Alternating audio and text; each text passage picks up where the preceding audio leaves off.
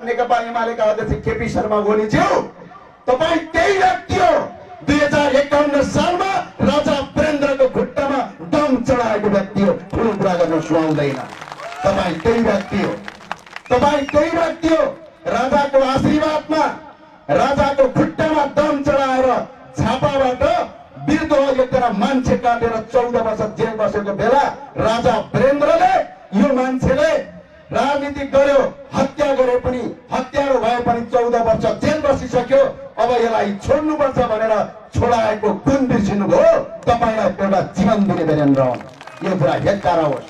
अर्को कुरा भन्नुभएछ राजाले के गरे। केपी शर्मा ओलीज्यू, जुन भूमिमा आज तपाईँ टिक्नु भएको छ त्यो भूमि राजाले आर्जेको। जुन भूमिमा बसेर म केपी शर्मा ओली नेपाली भन्नुहुन्छ त्यो नेपाली पनि यही राजाले बनाइदिएको। जुन अस्पतालमा उपचार गर्नुहुन्छ त्यो पनि राजाले बनाइदिएको। जुन विमानस्थल प्रयोग गर्नुहुन्छ त्यो पनि राजाले बनाइदिएको। जुन सडकमा तपाईँ कुट्नुहुन्छ नि त्यो पनि राजाले बनाइदिएको। जुन संसद भवन भित्र तपाईँ बस्नुहुन्छ नि त्यो पनि राजाले बनाइदिएको। 240 वर्षसम्म राजाले के गर्यो भन्दा तपाईहरू जस्ता देशद्रोही जन्मायो। यही हो राजाको गल्ती। सबभन्दा ठुलो कुरा यो कुरा हेक्कार होस्। बोल्दाखेरि जहिले पनि जिब्रोलाई कहाँ कुन ठाउँ के बोल्ने भनेर बोल्ने।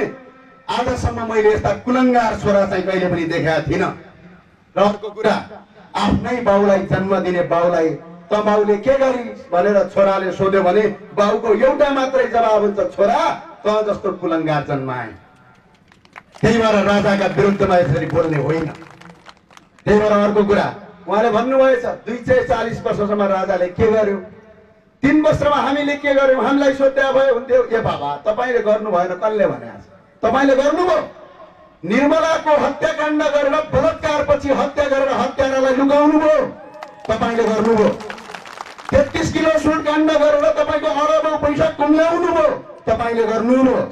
वाइट बडी काण्डमा 5 अर्ब घोटाला गर्नुभयो, तपाईले गर्नुभयो।